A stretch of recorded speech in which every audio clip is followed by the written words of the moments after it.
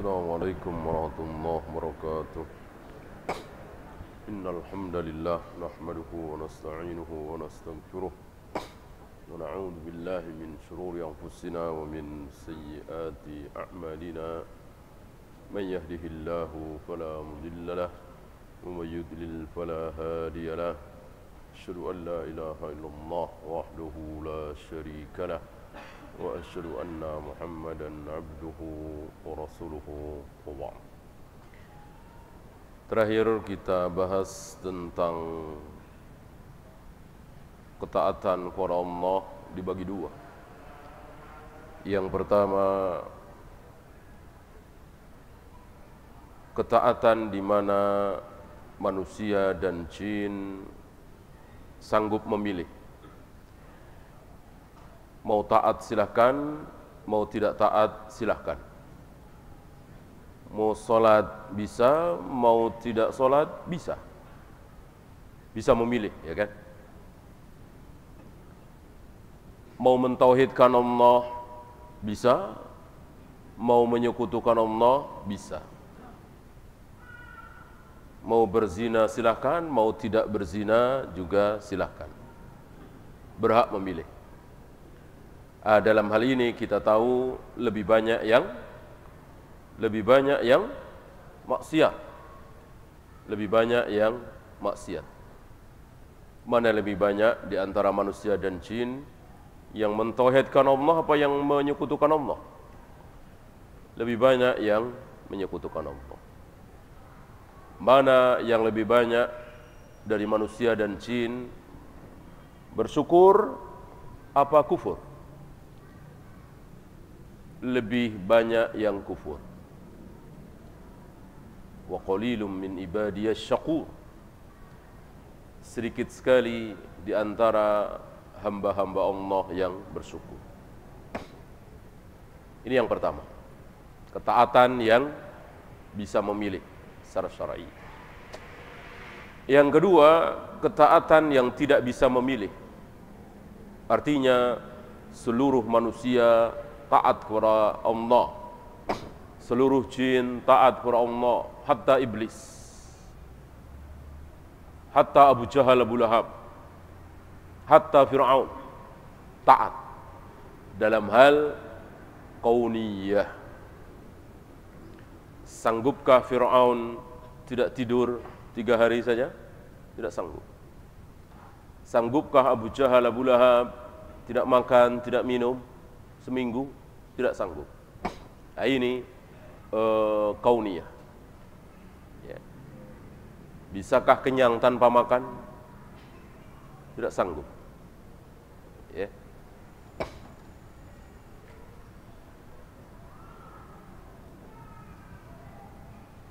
Kemudian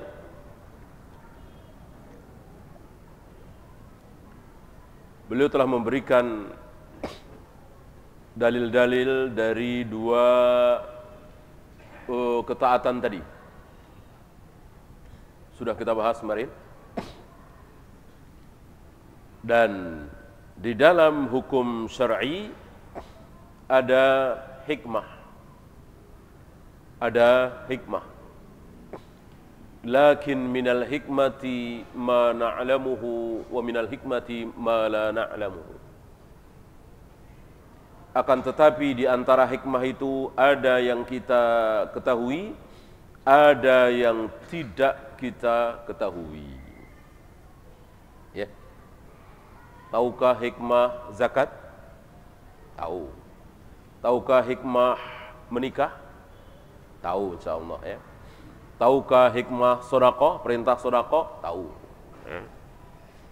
Tapi hikmah melimpar jumrah, hikmah tawaf, hikmah mencium hajar aswad, kita tidak tahu apa hikmah di balik itu.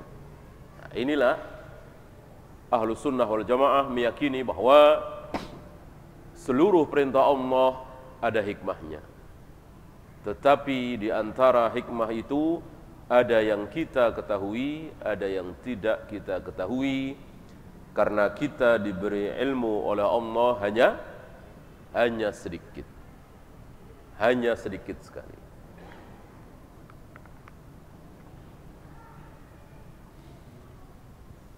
Apakah para nabi dan rasul termasuk Nabi Muhammad sallallahu alaihi wasallam juga diberi sedikit? Sedikit apa banyak? Jawab sedikit. Dibanding dengan ilmu Allah yang tidak Allah berikan kepada Nabi Muhammad sallallahu alaihi wasallam, tentu sedikit sekali ilmu yang diterima oleh Nabi sallallahu alaihi wasallam. Apalagi kita, sedikit, sangat sedikit sekali.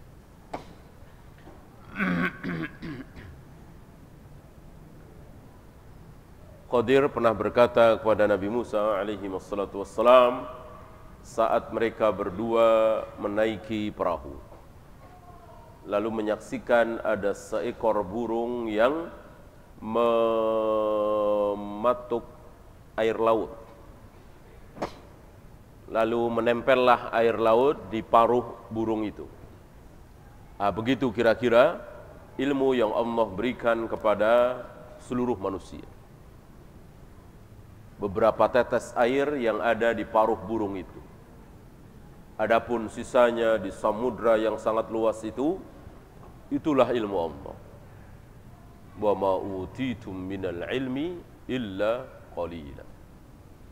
Kalian tidak diberi ilmu kecuali sedikit sekali, sangat sedikit. Thummal hikmatu naw'an. Hikmah ini ada dua. Ada dua macam hikmah. Apa yang pertama? Hikmatun fi kauni syai'i ala kaifiyatihi wa halihi allati huwa 'alaiha. Hikmah tentang cara, keadaan.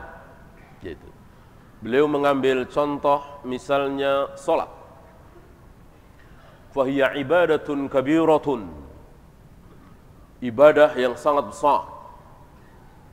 Tidak ada amal badaniyah yang lebih besar dari salat.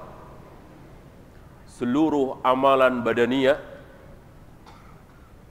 di bawah salat keutamaannya. Ya, yang gerakan gitu. Yang sifatnya gerakan. Adapun amal bukan amal hati ya, bukan amal hati, amal anggota badan.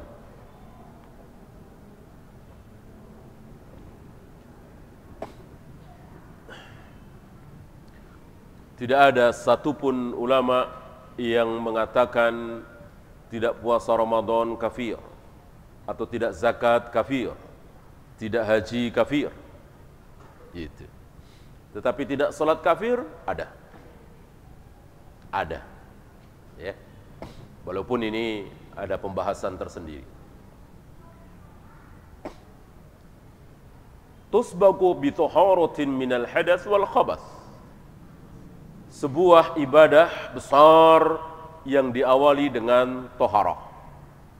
Yang diawali dengan mensucikan diri dari hadas, dari najis. Ini ada hikmah di dalamnya. Ya. Yang tentu kita tidak tahu. Kenapa cuman kentut saja? Ya. Kalau terkena air kencing mungkinlah bau ya. Ini cuman kentut.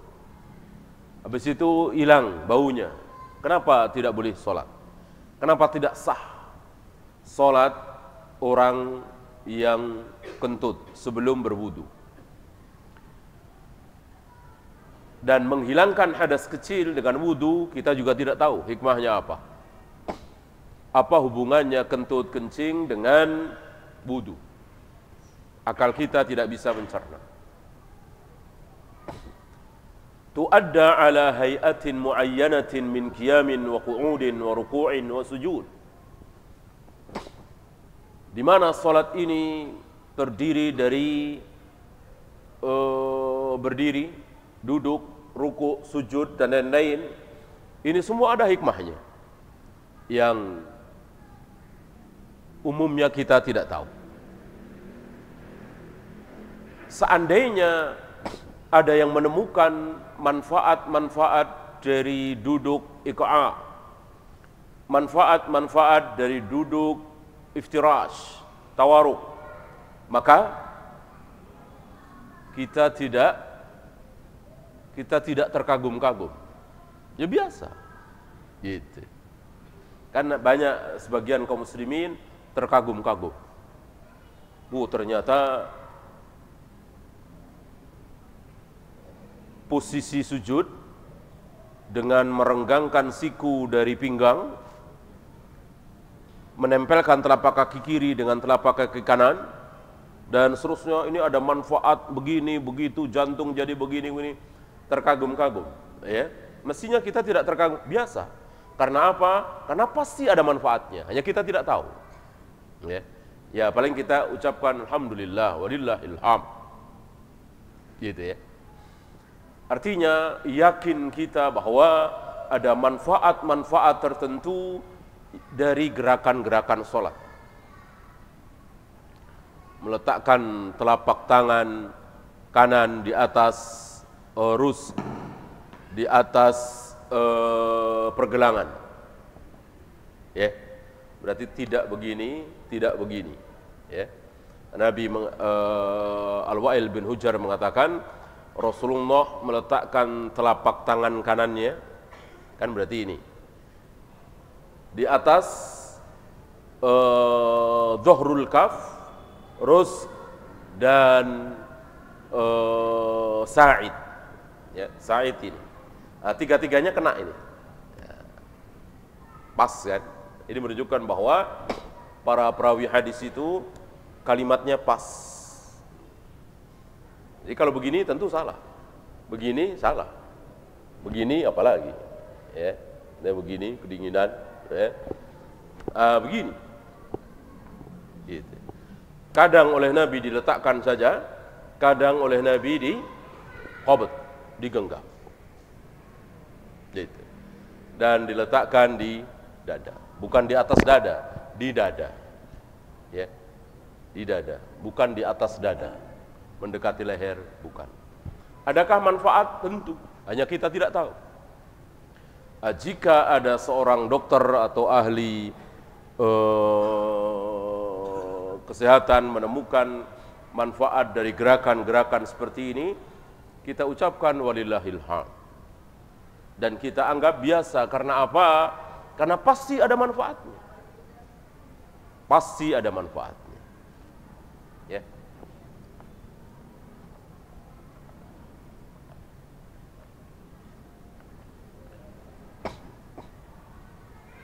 Wa kazzakah, begitu juga zakat. Fahiya ibadatun lillahi ta'ala biadai juz'in minal mal an-nami ghaliban liman hamma fi hajatin ilaiha au fil muslimin hajatun ilaihim kaba'dil mu'allafati qulubuhum.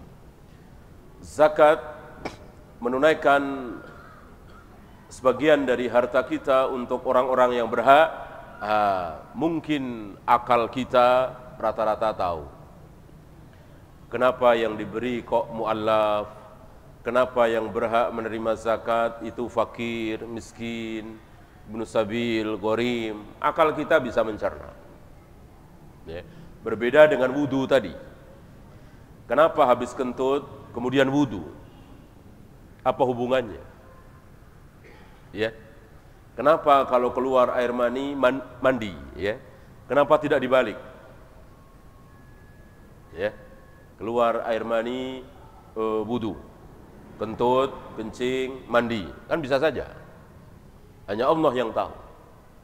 Ada hikmah di dalamnya, kita tidak tahu, kita tidak bisa mencerna dengan akal kita, tidak seperti zakat tadi.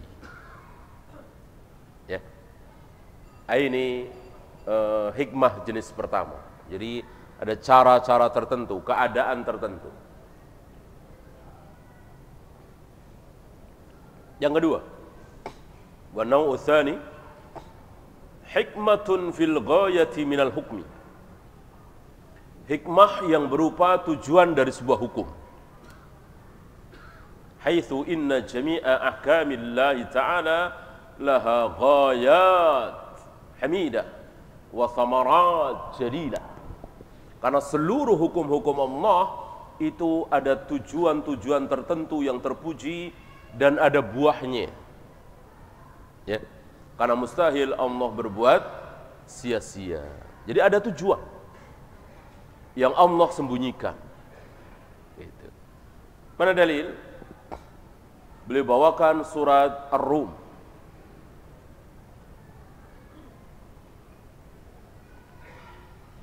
Beliau bawakan surat Ar-Rum ayat 41.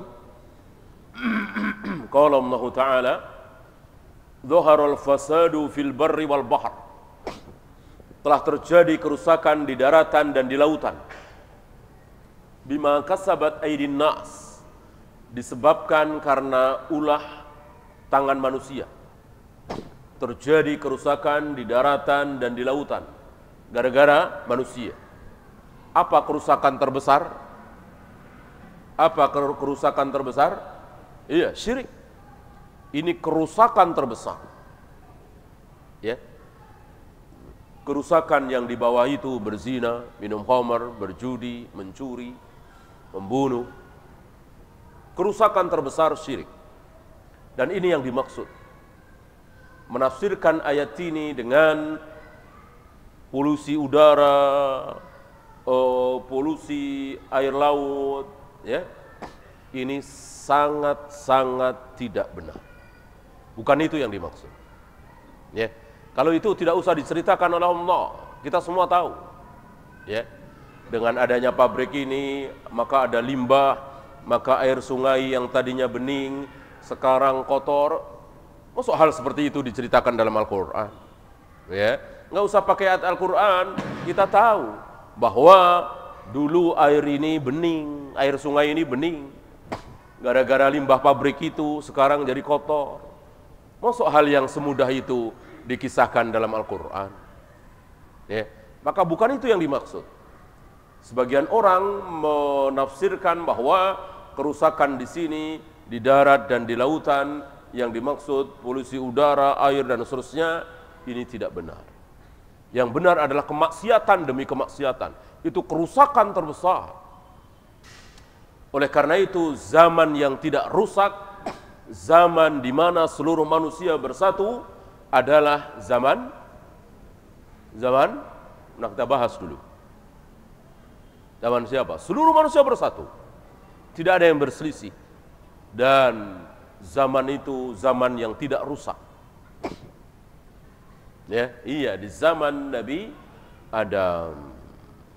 10 tahun setelah Nabi Adam diturunkan di muka bumi, 20 tahun, 100 tahun, 200 tahun, 300 tahun, terus manusia semuanya bersatu.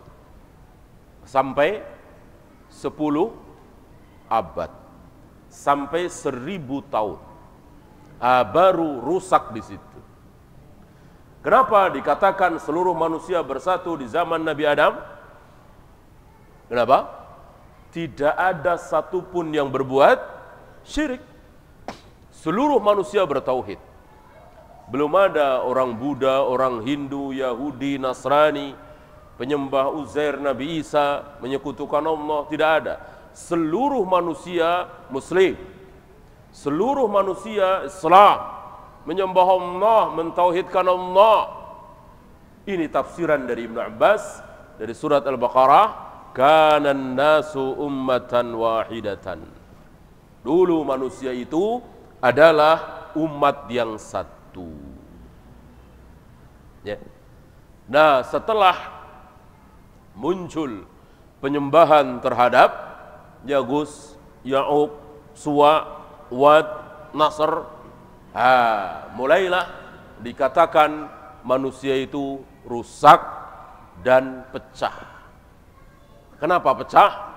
Karena ada yang mentauhidkan Allah, ada yang menyekutukan Allah. Maka dikatakan sudah tidak bersatu. Ya. Walaupun masih ada yang mentauhidkan Allah. Liyudhiqahum ba'dallazi 'amilu, agar Allah membalas sebagian apa yang mereka lakukan, dari apa yang Allah balas. Karena berbuat kerusakan, Allah bikin mereka miskin. Karena berbuat kerusakan, Allah bikin mereka mundur, Allah bikin mereka penuh kekacauan. Nah, terakhir ayat ini ditutup dengan apa? La'allahum yarji'un, agar mereka kembali kepada kebenaran, agar mereka bertaubat, agar mereka menyadari kesalahannya, gitu. Apa ini? Ini hikmah tujuan. Jadi Allah menimpakan tsunami, gunung meletus, tanah longsor, banjir, gempa bumi, ini ditutup dengan la'allahum yarji'un, agar mereka kembali. Ya. Maka apa yang menimpa pada diri Fir'aun dan bala tentaranya, dimulai dari kutu di mana-mana, kodok di mana-mana, darah di mana-mana, dan seterusnya, agar sadar bahwa mereka harus mengikuti syariat Nabi Musa, mereka harus beriman kepada Nabi Musa. Tapi nggak sadar-sadar juga, maka Allah tenggelamkan mereka, Allah binasakan mereka. Ya, berarti ada tujuan. Apa? Hikmah. Oleh karena itu, seorang muslim yang baik ketika dia ditimpa sakit, celaka, kemiskinan, bangkrut, dipecat, di PHK, mengambil hikmah dari itu. Ada hikmahnya, pasti insyaallah ta'ala.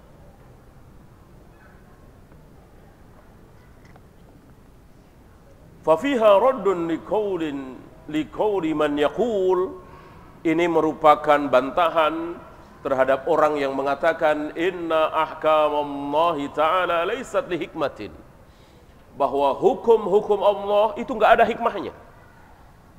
Bal hiya li mujarradi masyiatihi. Jadi jika Allah menghendaki sesuatu, ya Allah lakukan.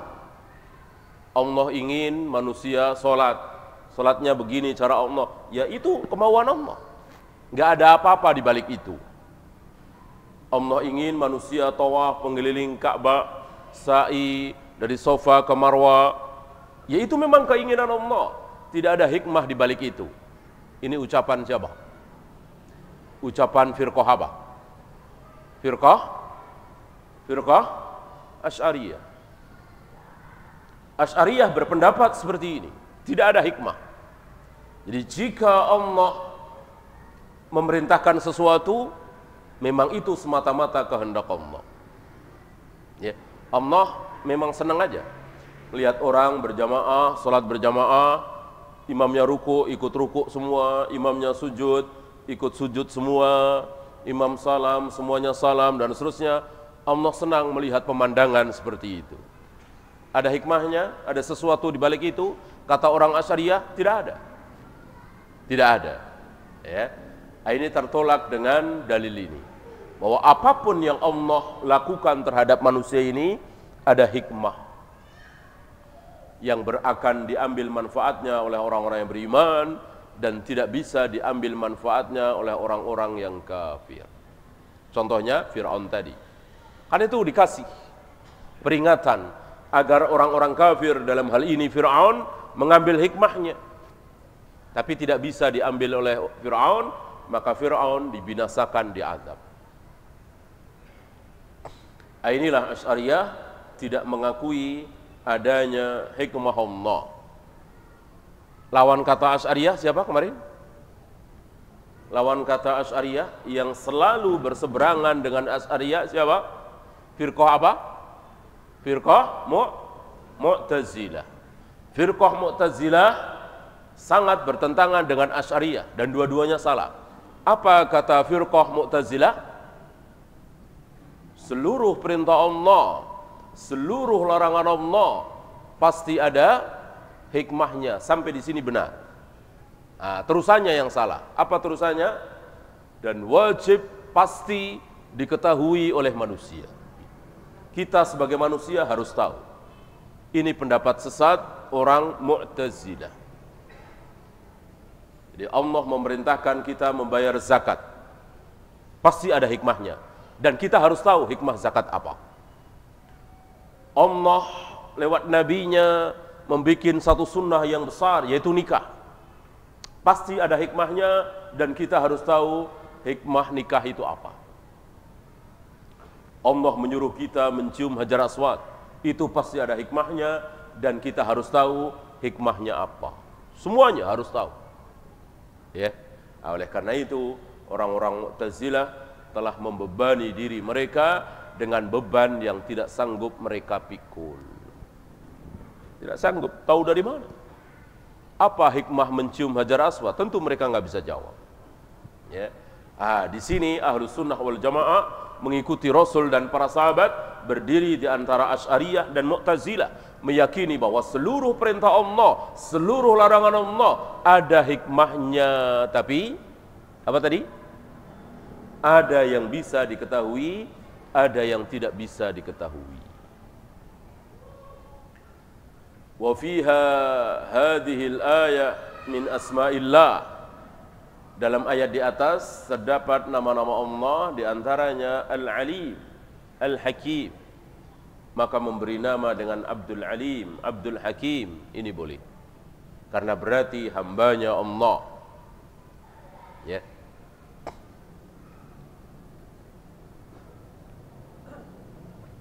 Apa yang terkandung dari nama Al-Alim, Al-Hakim?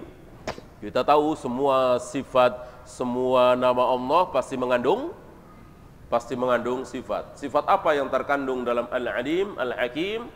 Yaitu al-ilmu dan al-hikmah. Ya, apa itu ilmu? Apa itu hikmah? Sudah kita bahas. Wa fiha minal fawaid al-maslakiyah. Ada fawaid lain yang bisa terambil dari ayat tadi. Annal imana bi ilmillah wa hikmatihi yastalzimu at-tuma'ninata at-tammah. Dengan mengimani bahwa Allah Maha Ilmu, Maha Alim, memiliki hikmah, maka akan membuat kita tenang, sangat tenang. Gitu. Lima hakama bihi min ahkamin kauniyatin wa syar'iyyatin. Ketika kita menjalankan hukum-hukum Allah yang sifatnya kauniyah dan syar'iyah, kita tenang. Gimana enggak tenang? Karena Allah Maha Alim.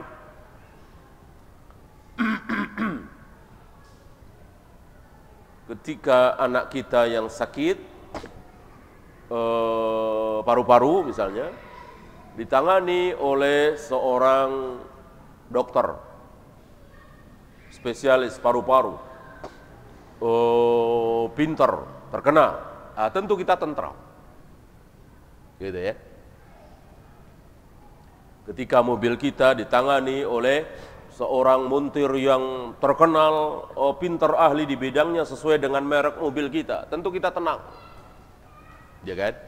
Kita pasrahkan saja, kita tenang. Berbeda kalau kita nggak kenal siapa dia, kita nggak tenang kan? Bentar-bentar kita lihat, ya, itu diapain tuh mas? Nah, ini pasang di mana mas? Ya, nggak tenang karena kita nggak tahu siapa dia. Berbeda kalau dia memang ahlinya dan semua orang tahu, bahkan dia resmi dari merek tersebut, dari Jepang misalnya, ya, kita tenang. Nah, bagaimana kita tidak tenang dengan pasrah kepada Allah Rabbul Alamin?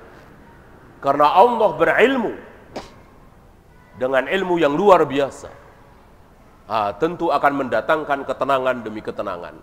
Ketika kita mengikuti aturan Allah, kita akan tenang. Ya.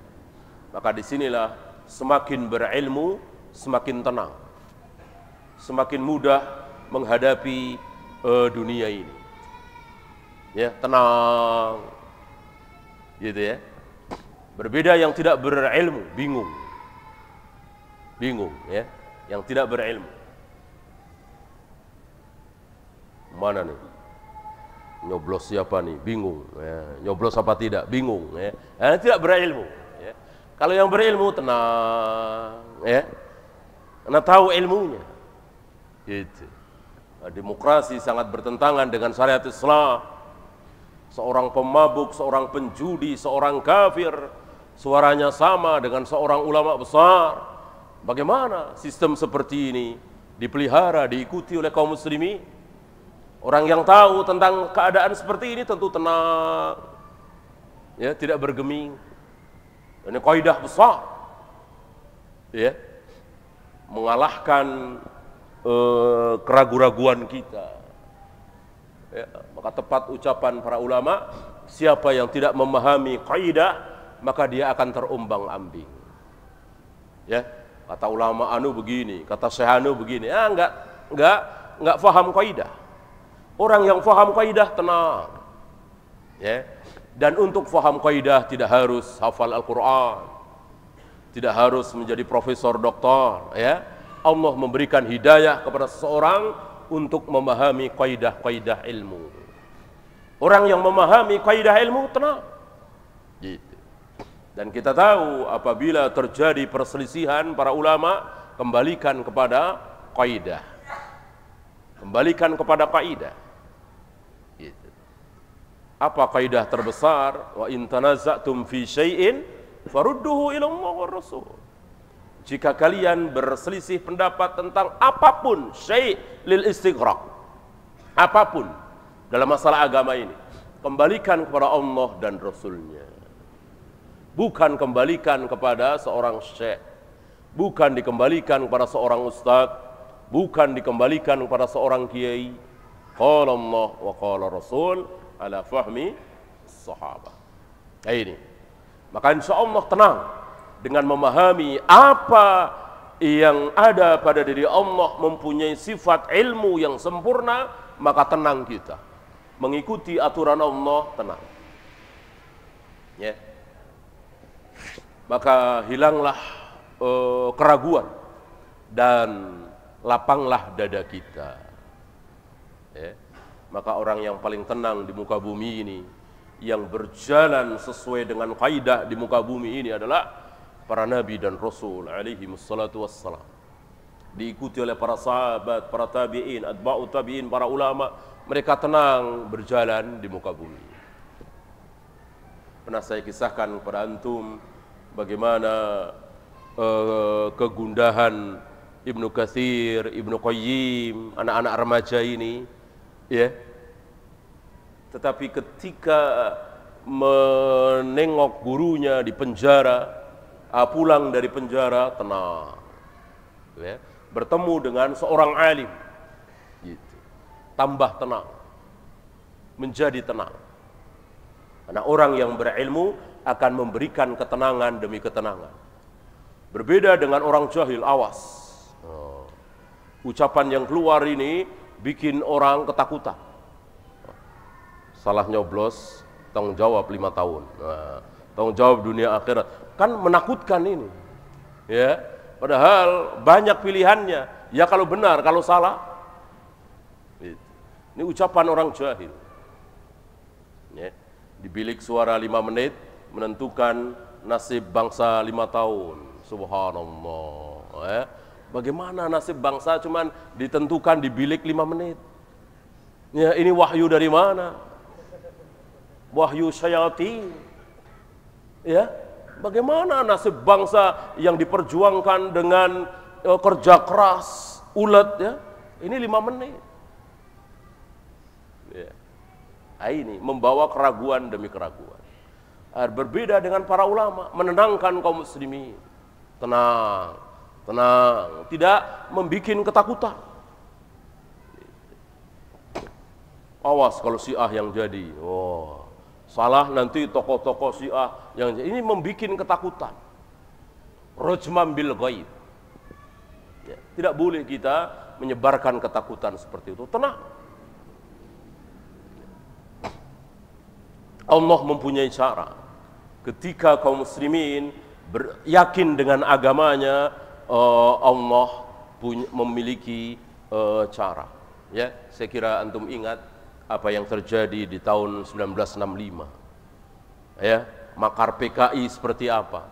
Tapi karena mayoritas negeri ini kaum muslimin, walaupun luar biasa, Allah memiliki cara.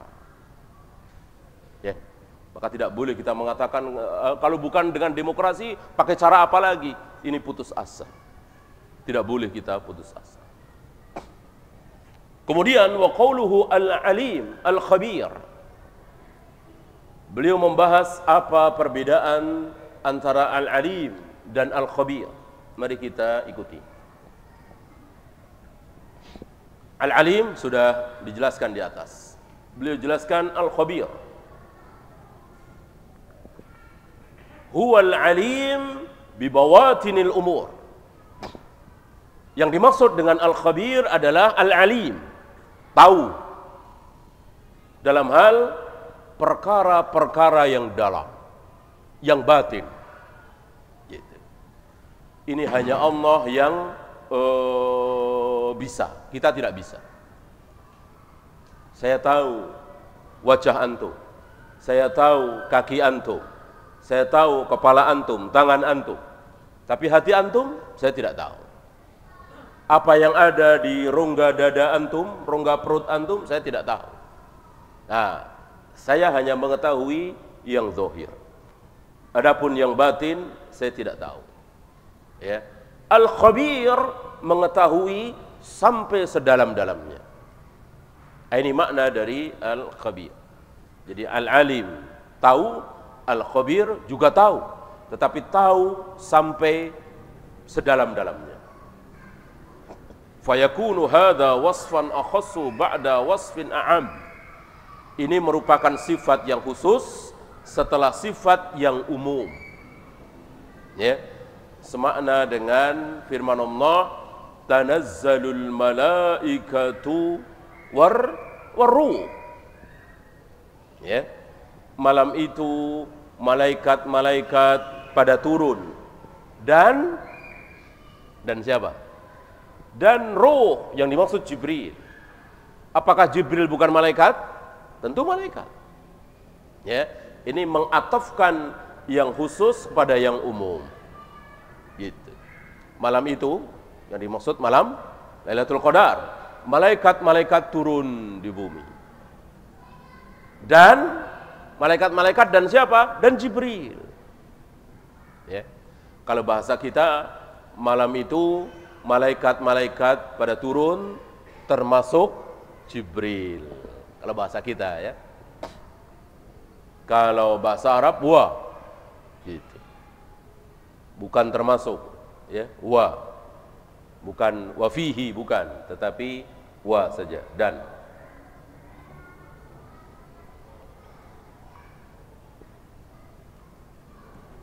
Ini berbeda dengan ala lahul khalqu wal amru. Ketahuilah bahwa seluruh makhluk dan amr itu milik Allah. Ini wawunya tidak seperti wawu ini. Gitu. Karena wawu yang tadi untuk membedakan bahwa amr bukan makhluk, makhluk bukan amr. Maka ala lahul khalqu wal amru menunjukkan bahwa Al-Quran bukan makhluk. Ya. Kalau di sini malaikat Jibril termasuk malaikat. Gitu. Padahal sama-sama wa. Nah, disinilah maka memahami bahasa Arab harus dengan kaidah, tidak boleh hanya dengan kamus. Kalau kamus wa dan. Gitu.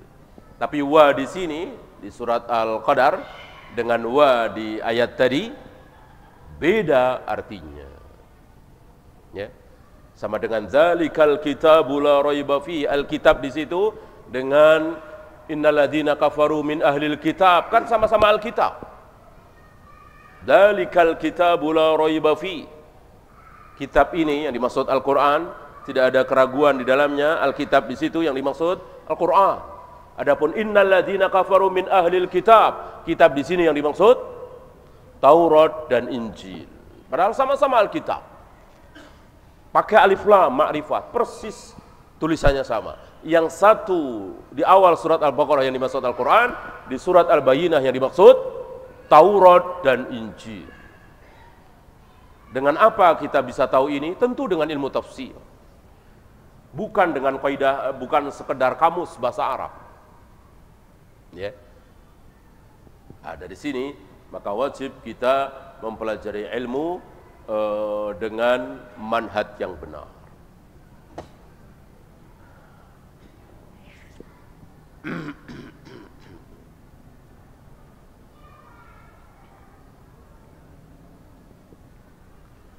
Kenapa Jibril disebut khusus? Wa khussa Jibrilu bidzikri tasrifan lahu. Untuk memuliakan Jibril. Kenapa Jibril disebut khusus? Tujuannya yaitu untuk memuliakan Jibril. Bahwa Jibril lebih mulia dari yang lain. Ya. Malam itu para malaikat turun termasuk Jibril. Tentu disebutnya Jibril secara khusus menunjukkan bahwa Jibril lebih mulia dari seluruh malaikat, sebagaimana Nabi Muhammad SAW lebih mulia dari seluruh manusia.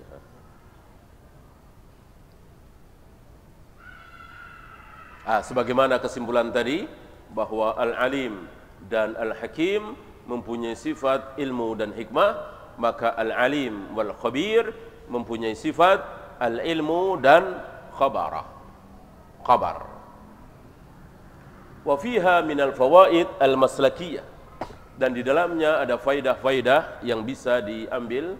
Annal imana bidzalik yazidul mar'a khaufan minallah, bahwa mengimani hal tadi, mengimani bahwa Allah Maha Tahu terhadap hal-hal yang ada di dalam diri kita, di hati kita, di benak kita, itu akan menambah kita takut kepada Allah. Menambah kita takut kepada Allah. Bagaimana enggak takut?